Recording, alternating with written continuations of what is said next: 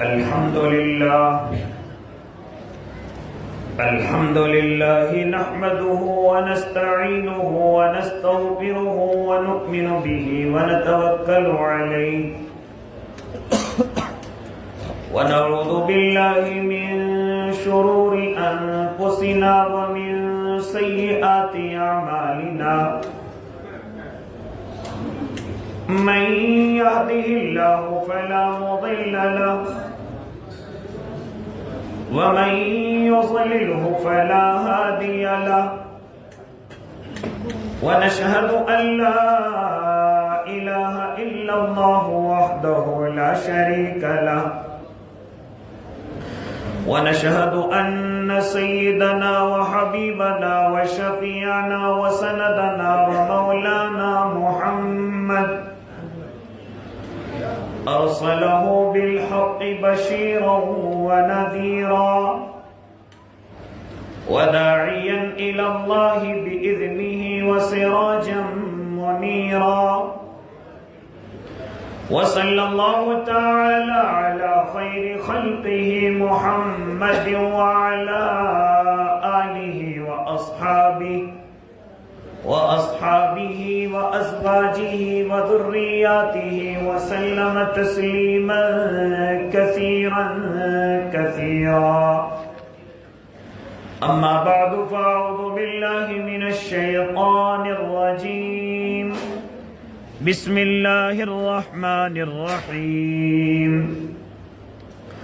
وابتغ فيما آتاك الله الدار الآخرة ولا تنس نصيبك من الدنيا وأحسن كما أحسن الله إليك ولا تبغ الفساد في الأرض صدق الله العظيم وصدق رسوله النبي الكريم ونحن على ذلك من الشاهدين والشاكرين والحمد لله رب العالمين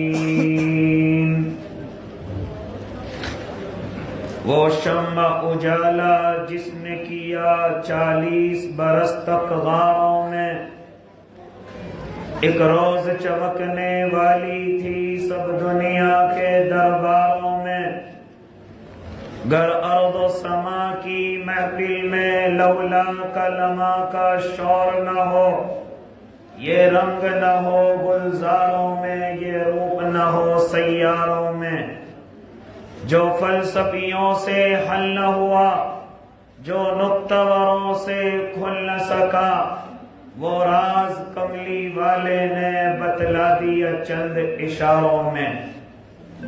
باوقار علماء کرام، معزز سامعین اعظام، عزیز دینی بھائیوں، بزرگوں، نوجوانوں اور معصوم بچوں، ہمارے درمیان میں ہم سب کے کرم فرما پیر و مرشد حضرت اقدس حضرت الحاج شیخ صلاح الدین صاحب دامہ فیوضہم تشریف فرما ہیں، جو ابھی ماضی قریب میں الحمدللہ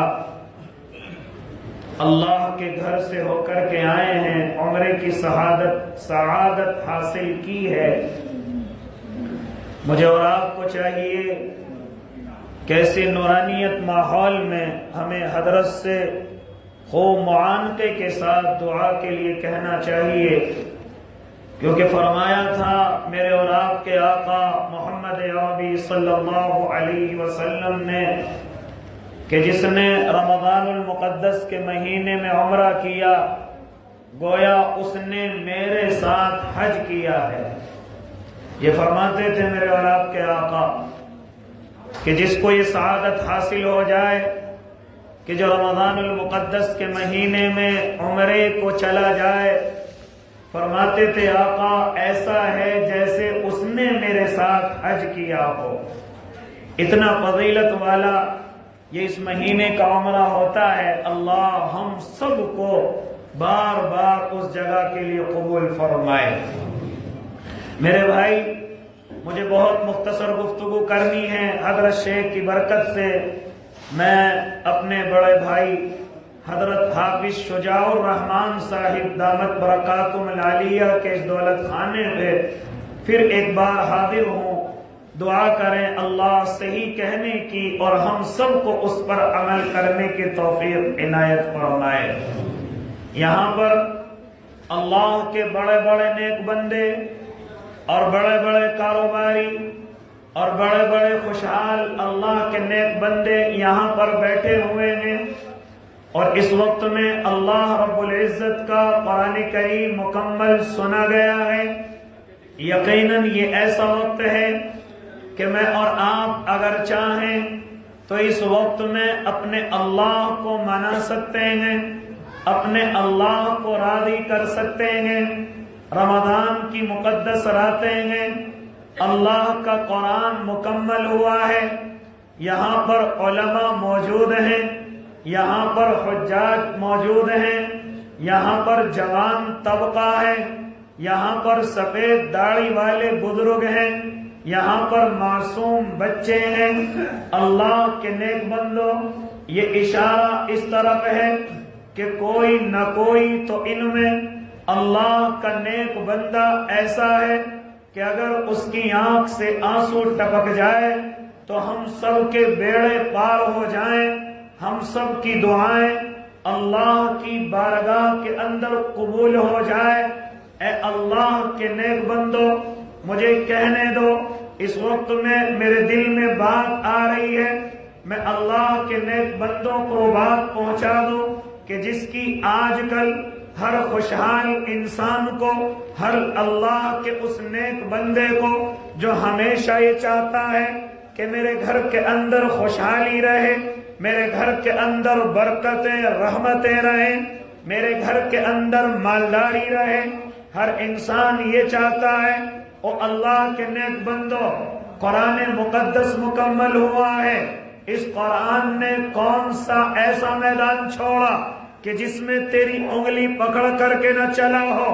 بس غلط یہ ہوا کہ میں نے اور آپ نے قرآن کو ترک کر دیا، قرآن کو چھوڑ دیا، اور میں اور آپ کامیابی اپنے اعتبار سے تلاش کرنے لگے، میں اور آپ کامیابی اپنے دماغ سے تلاش کرنے لگے، حالانکہ اللہ رب العزت نے میری اور آپ کی کامیابی اپنے قرآن مقدس کے اندر رکھی ہے، اپنے کلام کے اندر رکھی ہے۔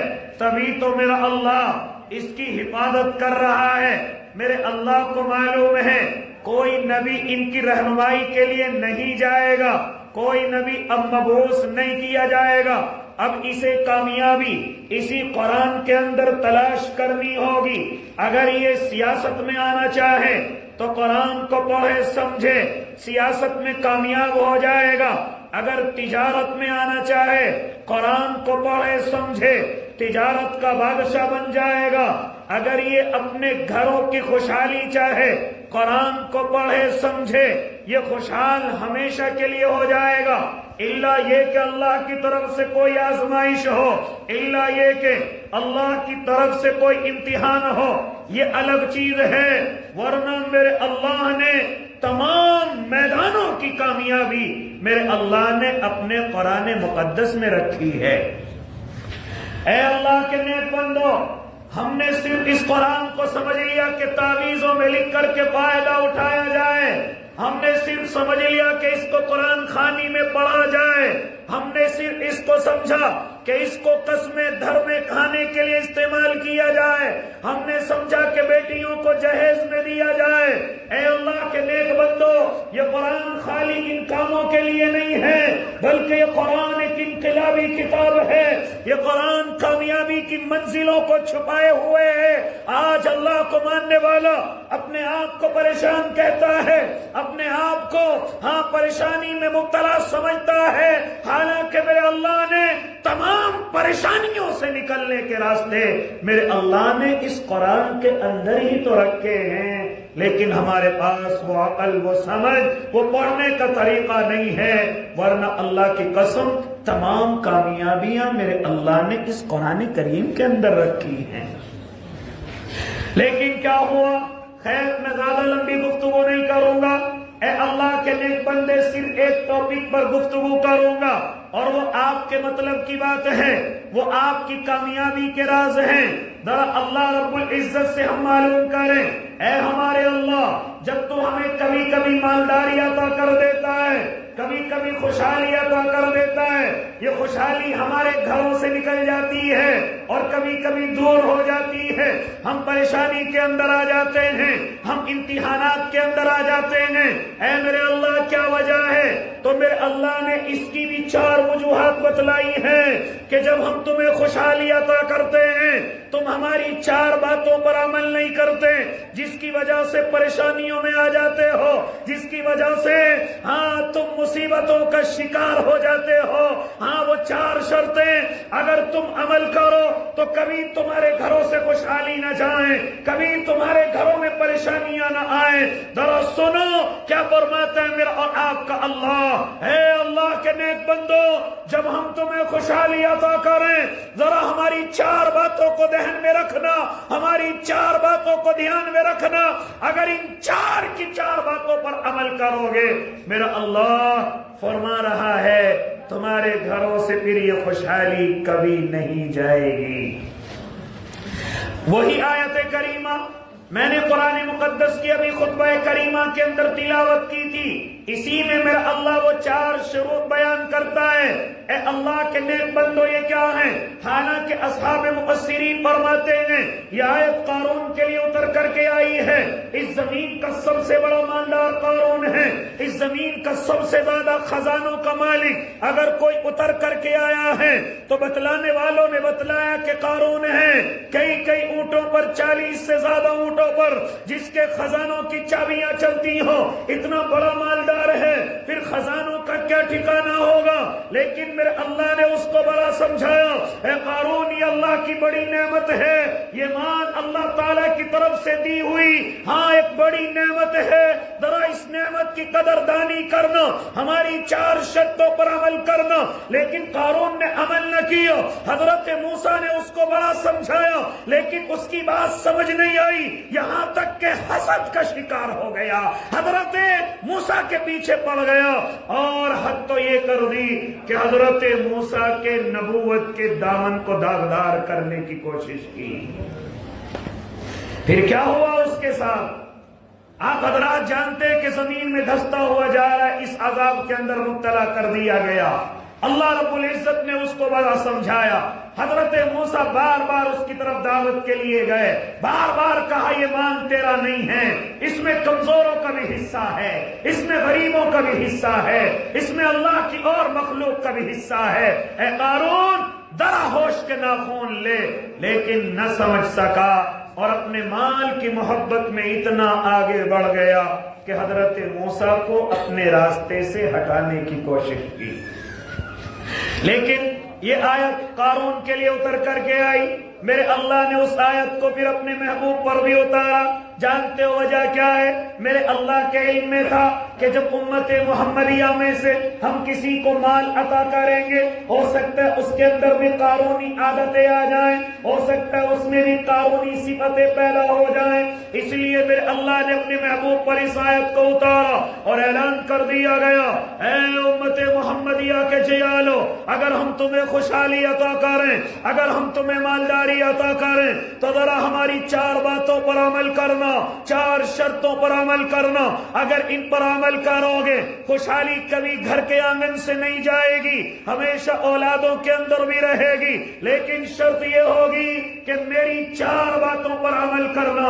ان 4 باتوں کو بتلاؤں گا اور انشاءاللہ اپنی بات کو مکمل کروں گا۔ اللہ مجھے بھی توفیق دے دے، آپ کو بھی عمل کی توفیق دے دے۔ کیا فرماتا ہے میرا اللہ؟ جب ہم تمہیں خوشحالی عطا کریں، وَابْتَغِ فِيمَا آتَاكَ اللَّهُ الدَّارَ الْآخِرَةَ، جب ہم تمہیں خوشحالی عطا کریں تو ذرا اس خوشحالی میں اتنے بدمست مگن مت ہو جانا کہ اپنی آخرت کو بھول جاؤ، اپنی قبر کو بھول جاؤ، اپنے حشر کے میدان کو بھول جاؤ، جہنم کے شعلوں کو بھول جاؤ، کیونکہ خوشحالی اللہ کی اتنی بڑی نعمت ہے، کتنی بڑی نعمت ہے. اگر تم چاہو تو اس خوشحالی کے ذریعے سے اپنی قبر کے سکون کو پیدا کر سکتے ہو.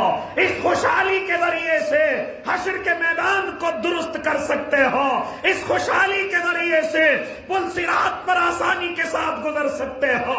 اس خوشحالی کے ذریعے سے تم جہنم کا ایندھن بننے سے بچ سکتے ہو.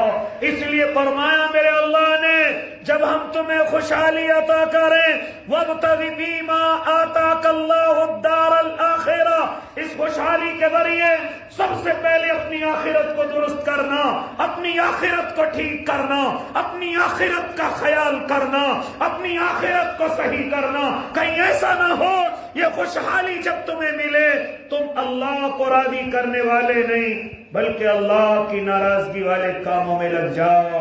کہیں ایسا نہ ہو جب ہم تمہیں خوشحالی عطا کریں تم نشے کے عادی ہو جاؤ، تم جوئے اور سٹے کے عادی ہو جاؤ.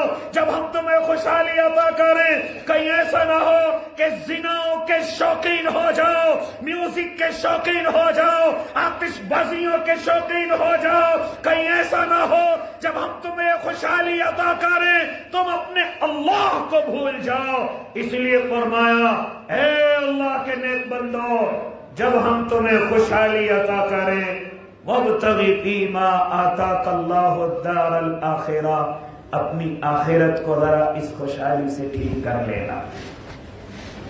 کیا نہیں کر سکتا خوشحال اللہ کا نیک بندہ؟ کیا نہیں کر سکتا جس کو اللہ مالداری عطا کرے؟ اے اللہ کے نیک بندو دراصل اپنے ماں باپ پر خرچ کرو جنت کماؤ، دراصل اپنے بیوی بچوں پر خرچ کرو جنت کماؤ، دراصل اپنے رشتہ داروں پر خرچ کرو جنت کماؤ، دراصل اپنے پڑوسیوں پر خرچ کرو جنت کماؤ، ذرا غریبوں پر مسکینوں پر یتیموں پر خرچ کرو جنت کماؤ. ہاں جو بے قصور جیلوں کے اندر بند ہیں ان کی رہائی کراؤ اور جنت کماؤ. کیا نہیں کر سکتا خوشحال؟ ایک مسجد بناؤ جنت کماؤ، مدرسے میں صدقہ جاریہ کرو جنت کماؤ. اے اللہ کے نیک بندو مجھے بتاؤ تو صحیح کہ اللہ کا نیک بندہ اس خوشحالی کے ذریعے سے کیا نہیں کر سکتا؟ اگر چاہے تو اپنے اللہ کو اپنے مال کے ذریعے سے صدقہ جاریہ کا کوئی عمل دکھا سکتا ہے جو اس دنیا سے جانے کے بعد بھی اس کے کام آئے گا. لیکن مسلمانوں کا حال کیا ہے؟ اے اللہ کے نیک بندو مجھے ذرا کڑوے جملے کہنے دیجئے. جب اللہ مالداری عطا کرتا ہے میں اور آپ اپنے اللہ کو بھول جاتے ہیں، نمازوں کو نظر نہیں آتے، میں اور آپ حج کی پابندی نہیں کرتے، اللہ کے گھر کی طرف نہیں جاتے اور مجھے کہنے کیوں نہیں دیتے؟ مسلمان جب مالدار ہوتا ہے کہاں نظر آتا ہے؟ جوا اور سٹے کے تہخانوں میں. مجھے کہنے دیجئے نشے کا عادی بنتا ہے. اور ذرا مالداروں کی شادیاں دیکھیے، ذرا خوشحال لوگوں کی شادیاں دیکھیے، گانے اور بجانے کی عادتیں، بازاروں عورتوں کو نچانے کی عادتیں اور ان پر پیسہ برسانے کی عادتیں. اے اللہ کے نیک بندے کون سی ایسی خرافات ہے جو ہمارے بیاہ شادیوں کے اندر نہیں ہوتی، جو ہمارے نکاحوں کے اندر نہیں ہوتی؟ حالانکہ یہ نکاح ایک عبادت تھی، اس کے ذریعے سے اللہ کو راضی کیا جا سکتا تھا. لیکن آج ہماری بیاہ شادیوں میں سب سے زیادہ اپنے اللہ کو ناراض کیا جاتا ہے، اپنے رب کو ناراض کیا جاتا ہے. اس لیے فرما رہے ہیں میرا اللہ جب ہم تمہیں خوشحالی عطا کریں تو ذرا اپنی آخرت کا دھیان کرنا، اپنی آخرت کے سکون کو ذرا کما لینا. کیونکہ ہو سکتا ہے یہ خوشحالی چند روزہ ہو اور کچھ دنوں کے اندر یہ تم سے کھسکنی شروع ہو جائے. پھر تم نیکیاں، پھر تم خرچ کرنے کے بھی اگر ارادے کرو گے نہ کر سکو گے کیونکہ تمہاری اس وقت جیبیں اور تجوریاں خالی ہو چکی ہوں گی. اس لیے او اللہ کے نیک بندو فرما رہے میرا اور آپ کا اللہ وَابْتَغِ فِيمَا آتَاكَ اللَّهُ الدَّارَ الْآخِرَةَ، اس مال کے ذریعے سے اپنی آخرت کو صحیح کرو، اس مال کے ذریعے سے اپنی آخرت کو درست کرو. اور بڑا آسان ہے اپنے مالوں کے ذریعے سے اپنی آخرت کو ٹھیک کرنا. خیر بات بڑی لمبی ہو جائے گی، آگے چلیے کیا فرما رہا ہے میرا اللہ، جب ہم تمہیں مال عطا کریں اپنی آخرت کو ٹھیک کر لینا۔ پھر فرمایا میرے اللہ نے جب ہم تمہیں مال عطا کریں، ہاں وَلَا تَنْسَ نَصِيبَكَ مِنَ الدُّنْيَا، اپنی دنیا کو بھی صحیح کر لینا، اپنی دنیا کو بھی ٹھیک کر لینا۔ یہ نہیں کہ سب اللہ کے راستے میں لٹا دیا، نہ، اپنی دنیا کو بھی صحیح کرنا۔ اگر مال دیا ہے، تمہارا مکان اچھا ہو، تمہاری سواری اچھی ہو، تمہارے بدن پر کپڑے اچھے ہوں، تمہاری اولاد اچھی تعلیم یافتہ ہو، تمہاری اولاد اچھی گریجویٹ اچھی ڈگریاں والی ہو، اے اللہ کے نیک بندو مجھے بتاؤ، اگر اللہ خوشحالی عطا کرے، ہم کیا اپنے گھروں کو صحیح نہیں کر سکتے، اپنی سواریاں اچھی نہیں کر سکتے؟ ہاں، کیونکہ میرے اللہ کو پسند نہیں کہ میرا خوشحال بندہ ہو اور میرا بندہ کسی بندے کے سامنے ہاتھ پھیلائے، اس کے سامنے بھیک مانگے۔ میرے اللہ کو یہ چیز پسند نہیں ہے۔ اس لیے اللہ جب خوشحالی عطا کرے تو اپنی دنیا کو بھی ٹھیک کرنا۔ آپ نے دیکھا کہ جب کبھی کوئی صحابی کوئی آیت سن کر کے اللہ کے نبی کی خدمت میں حاضر ہوتا اور فرماتا یا رسول اللہ میرے 2 باغ ہیں، میں ایک باغ اللہ کی راہ میں نہیں بلکہ دونوں کے دونوں اللہ کو دیتا ہوں، کیا فرماتے تھے میرے آقا؟ نہ میرے صحابی، اے ابو دہدا، یہ دونوں تمہارے باغ ہیں، ایک باغ اللہ کی راہ میں دیجئے اور ایک باغ اپنے بچوں کے لیے رکھیے، ایک باغ اپنے گھر کے لیے بھی رکھیے۔ اگر تم دونوں اللہ کی راہ میں لٹا دو گے، تمہارے بچے کہاں جائیں گے؟ تمہاری بیوی کہاں جائے گی؟ تمہارے ماں باپ کہاں جائیں گے؟ اس لیے فرمایا میرے اللہ نے جب اللہ تمہیں خوشحالی دے دے وَلَا تَنْسَ نَصِيبَكَ مِنَ الدُّنْيَا، اپنی دنیا کو بھی ٹھیک کر لینا، اپنی دنیا کو بھی صحیح کر لینا، کیونکہ موقع بار بار نہیں آیا کرتے۔ ایک زمانہ وہ تھا کہ گھر بنانا بڑا آسان، لیکن آج کا دور یہ ہے کہ گھر بنانا بڑا مشکل ہو گیا۔ اے اللہ کے نیک بندو، مجھے اور آپ کو چاہیے کہ جب اللہ مجھے اور آپ کو خوشحالی عطا کرے، ہم اپنی دنیا کو بھی صحیح کریں، ہم اپنی دنیا کو بھی ٹھیک کریں۔ یاد رکھو یہ وقت مزدوروں کا نہیں ہے، یہ وقت دوسروں کے سامنے ہاتھ پھیلا کر کے چلنے والا نہیں ہے، بلکہ اگر اللہ عطا کرے تو اپنی دنیا کو ٹھیک کرنے میں لگ جاؤ، اپنی دنیا کو صحیح کرنے میں لگ جاؤ۔ اور دنیا صحیح کرنے کا سب سے اچھا طریقہ یہ ہے کہ اپنی اولاد کو اپنی اس خوشحالی کے ذریعے سے اچھی تعلیم یافتہ بناؤ۔ آج ہم نے مسلمانوں کو بڑا بڑا مالدار دیکھا، لیکن اولادیں اتنی تعلیم میں سب سے پیچھے، اچھے اسکول اور کالجوں میں تعلیم حاصل کرنے کے لیے تیار نہیں، صرف یہ سمجھتی ہیں کہاں سے اس کالج کی فیس دوں گا، کہاں سے اس کالج کے تمام اخراجات اٹھاؤں گا۔ لیکن اللہ نے اتنی خوشحالی دے رکھی ہے کہ اٹھا سکتا ہے، لیکن مسلمانوں کو کیا ہو گیا؟ زیادہ سے زیادہ پیسہ بیاہ شادیوں کے اندر برباد کر رہے ہیں، مکانوں کی ضرورت نہیں ان میں برباد کر رہے ہیں، یا پھر اس سے آگے چلیے صرف ریا اور نمود کے اندر برباد کر رہے ہیں۔ اگر مسلمان چاہے، اللہ کے نیک بندو، اب بھی اتنا خوشحال ہے کہ اپنی اولادوں کو اچھی تعلیم دلا سکتا ہے، لیکن اس طرف ذہن نہیں۔ لاکھوں کروڑوں شادیوں میں تو خرچ کر دے، لیکن اسکول اور کالج کی فیس کے نام پر کچھ نہیں۔ اس لیے میرے بھائی، یہ موقع میرے اور آپ کے پاس، اگر اللہ خوشحالی عطا کرے، یا کوئی چیز ہمیں بیچنی بھی پڑے، یا ذرا سا قرضہ بھی اگر تعلیم کے لیے لینا پڑے، تو کوئی مشکل نہیں۔ اگر اولاد کامیاب ہو گئی، اللہ کی قسم یہ قرضہ اور یہ خرچہ کچھ ہی دنوں میں واپس آ جائے گا۔ لیکن اگر ہم نے قرضہ اور چیزوں کے لیے لیا، تعلیم کے لیے نہ لیا، تو یاد رکھنا یہ قرضہ مجھے اور آپ کو ایک نہ ایک دن برباد بھی کر سکتا ہے۔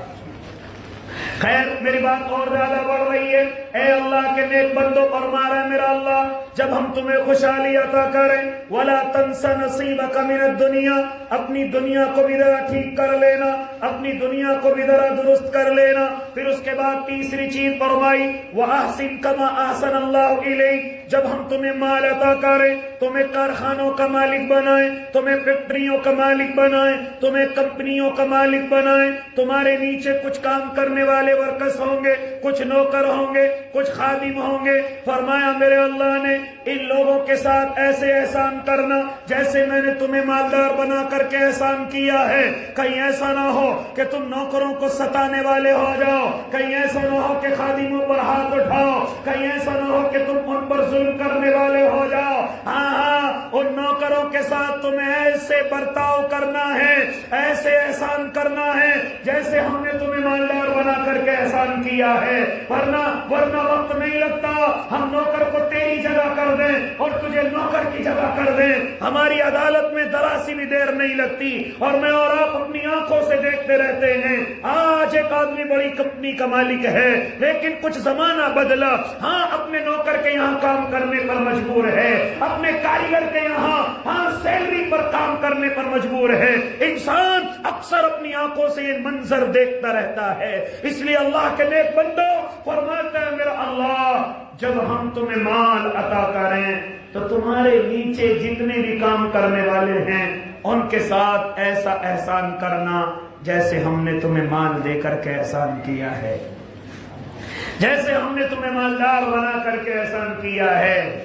آگے بڑھئے، اس کے بعد پھر ایک اور اہم چیز میرے اللہ نے بیان فرمائی، وَلَا تَبْغِي الْفَسَادَ فِي الْأَرْضِ۔ جب ہم تمہیں مال عطا کریں، جب ہم تمہیں مال و دولت عطا کریں تو پھر چوتھی چیز بڑا مضبوطی سے پکڑ کر کے رکھنا، اس مال کی وجہ سے زمین پر فساد نہ مچانا، لڑائی اور جھگڑے نہ کرنا۔ آج مسلمانوں میں اور آپ اپنی آنکھوں سے دیکھتے ہیں جب ذرا سا مال آتا ہے ہماری زبان کے لہجے بدل جاتے ہیں، ہمارے چلنے کے انداز بدل جاتے ہیں، پڑوسیوں سے بات کرنے کے انداز بدل جاتے ہیں، رشتہ داروں سے ملنے کے طریقے بدل جاتے ہیں۔ اے اللہ کے نیک بندے، یہاں تک کہ ہم ذرا سی باتیں برداشت نہیں کرتے، سمجھتے مالدار ہیں، کھانا میری مٹھی میں ہے، کچہری میری مٹھی میں ہے، چوکی میری مٹھی میں ہے، ذرا سی پیسوں کی گڈی اڑاؤں گا میرا کون کیا بگاڑ لے گا۔ یہ مسلمانوں کے حالات ہیں، مجھے بتاتے کیوں نہیں؟ آج مسلمانوں کو سب سے زیادہ برباد لڑائی اور جھگڑوں نے کیا ہے، فتنے اور فساد نے کیا ہے۔ اس لیے فرما رہا ہے میرا اللہ جب ہم تمہیں مالداری عطا کریں تو پھر قوت برداشت کو مضبوط کر لینا، اپنے چھوٹوں پر شفقت کرنا، اپنے بڑوں کی عزت کرنا، ذرا سی باتوں پر لڑائی اور جھگڑے نہ کرنا۔ آج ذرا سا مال بھتیجے پر آیا، اپنی چچا کی عزت نہیں کرتا، اپنے تایا کی عزت نہیں کرتا، اپنے محلے والوں کی عزت نہیں کرتا، اور ذرا سی بات پر لڑتا اور جھگڑتا پھرتا ہے۔ مجھے بتاتے کیوں نہیں کہ آج سب سے زیادہ پیسہ مسلم محلوں کی جو تھانے چوکیاں ہیں ان میں سب سے زیادہ مسلمانوں کا پیسہ جا رہا ہے۔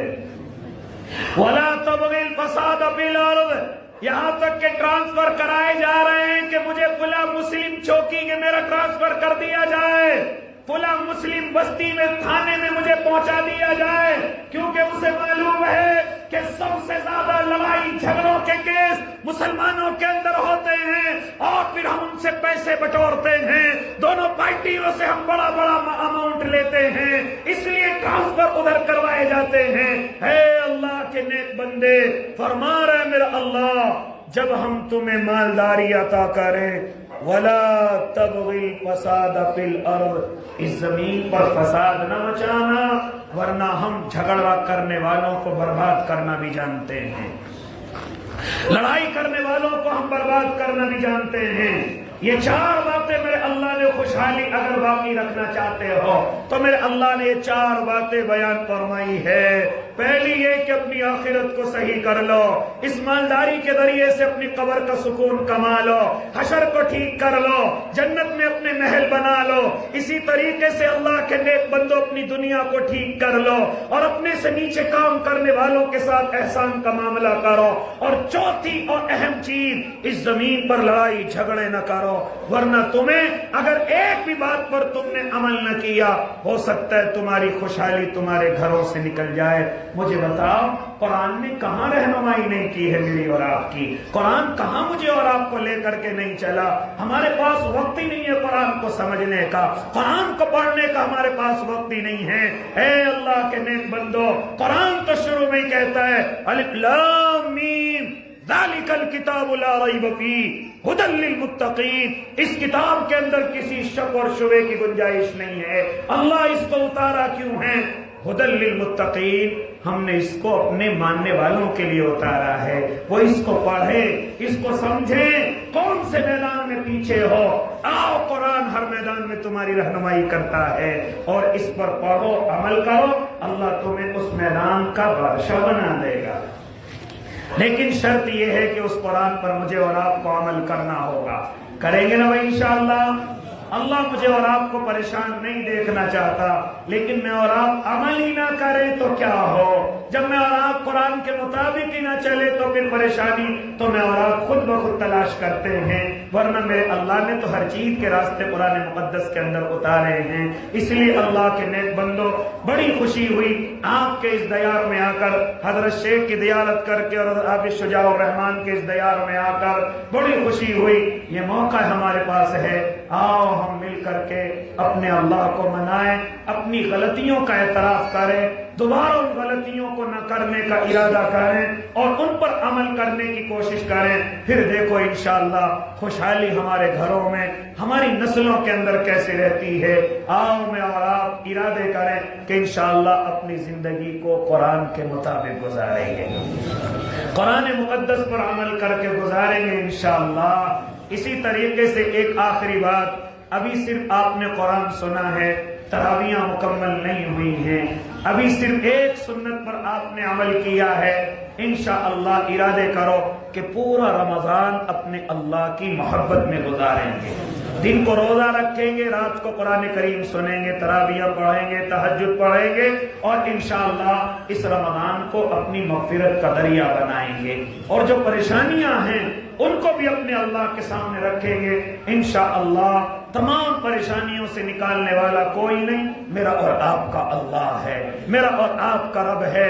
یہ رمضان انشاءاللہ اپنے رب کو راضی کرنے میں گزاریں گے۔ اللہ مجھے بھی اور آپ کو بھی عمل کی توفیق دے دے، آمین۔ وآخر دعواہم ان الحمدللہ رب العالمین۔